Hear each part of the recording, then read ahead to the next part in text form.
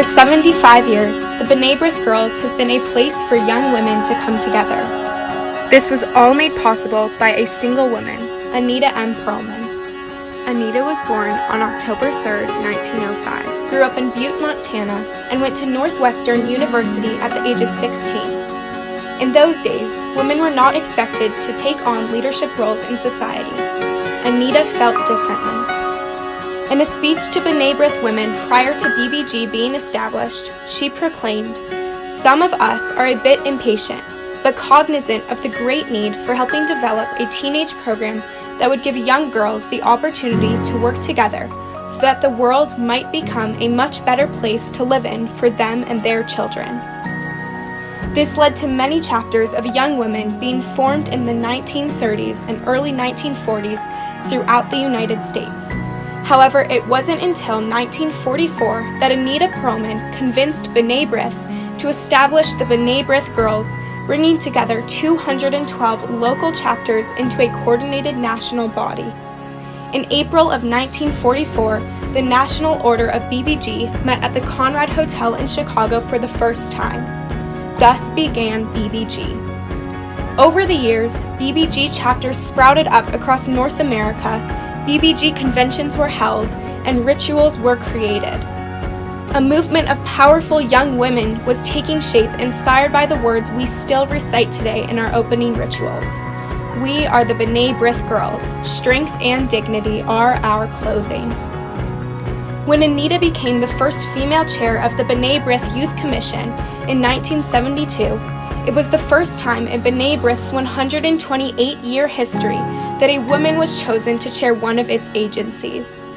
In the speech she shared with the commission, she stated, "We need to listen to our youth and learn how to understand them. They know what they want, but they have to find out themselves how to achieve it. Our young people are wonderful. Our responsibility is to have confidence in them so that they can have faith in us."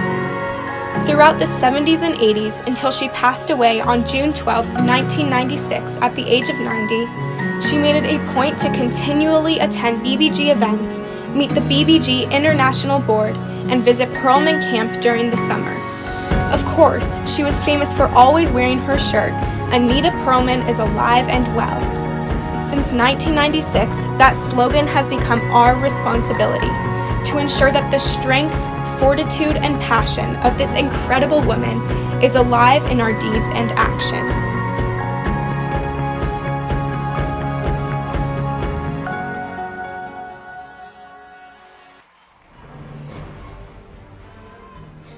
Ted, it is our distinguished honor to invite you to join us on stage as we pay tribute to Anita.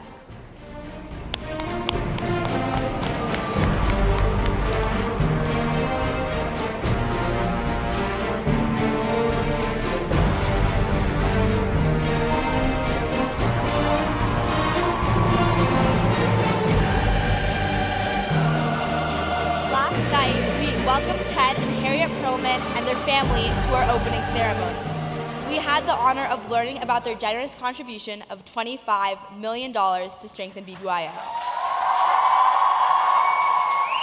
This gift will forever name the position of International Nasia, and this Sunday, we will elect the 75th International Nasia of the B'nai B'rith Girls as the Anita M. Perlman International Nasia. Additionally, Anita M. Perlman Women's Leadership Initiative will make more scholarship money available for BBG leaders to help network BBG alumni and to create the Anita M. Perlman Fellows on college campuses. Ted and Harriette, on behalf of BBG's gathered today and the thousands who are watching at home, thank you for investing in us. We are deeply honored to be entrusted with keeping your mother's memory alive. We'd be honored if you shared some thoughts with us. Thank you.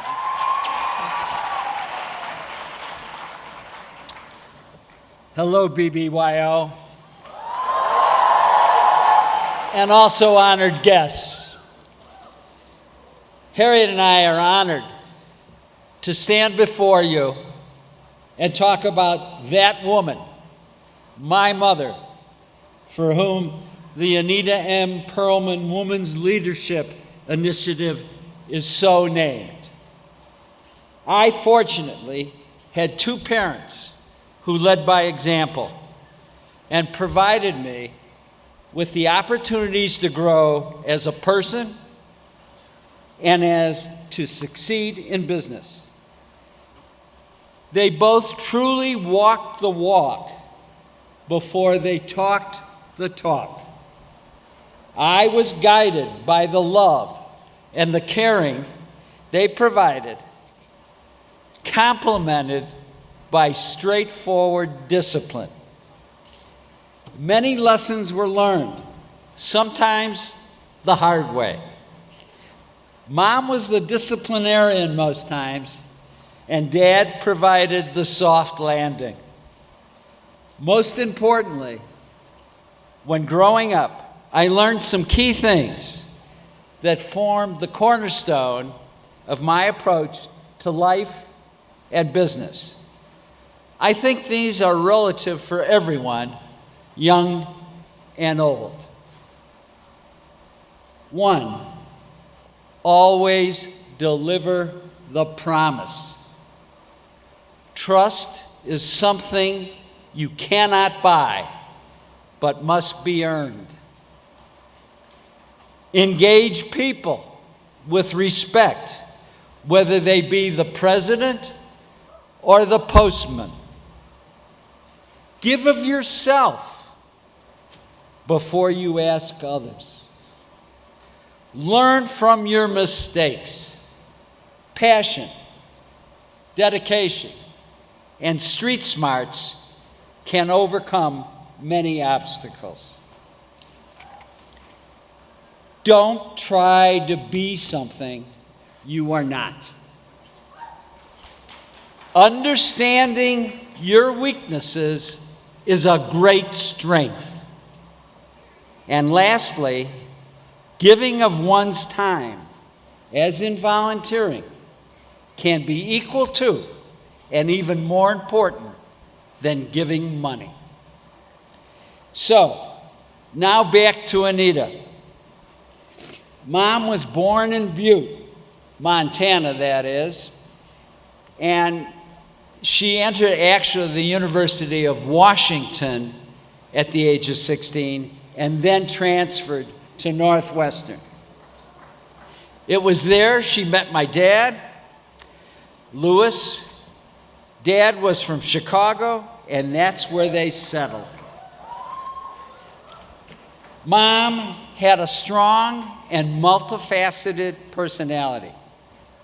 For instance, for 5 years, she served as president of Mother's Club of Phi Epsilon Pi fraternity at Northwestern, where her 2 brothers, Bill and Van, were members.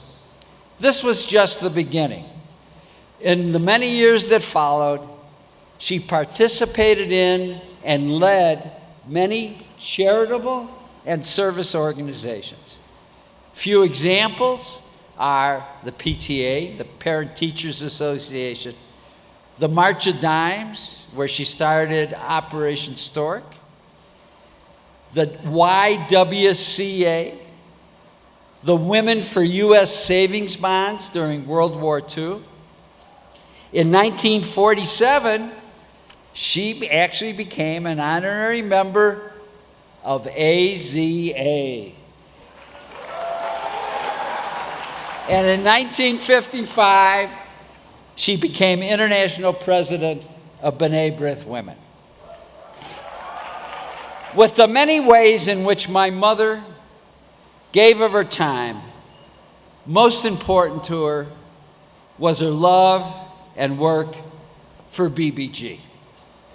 She believed, truly believed, that the hope for tomorrow rested in the developing of the youth of today. Mom was truly a woman for all seasons and a feminist before the term was even used. She had the ability to see many sides of an issue. Mom could be tough as nails, yet she had a heart of gold. She showed me how all of us can do our part in stretching to meet the needs of others here and around the world. Mom's tenacity and focus allowed her to persevere where others might not. So therefore, there is a time to follow, a time to lead, and a time to constructively challenge. My mother believed that as an individual, you will find yourselves an advocate of each of those actions at different times. So we are here today not only to honor her memory, but to further establish a base for the continued growth of BBYO.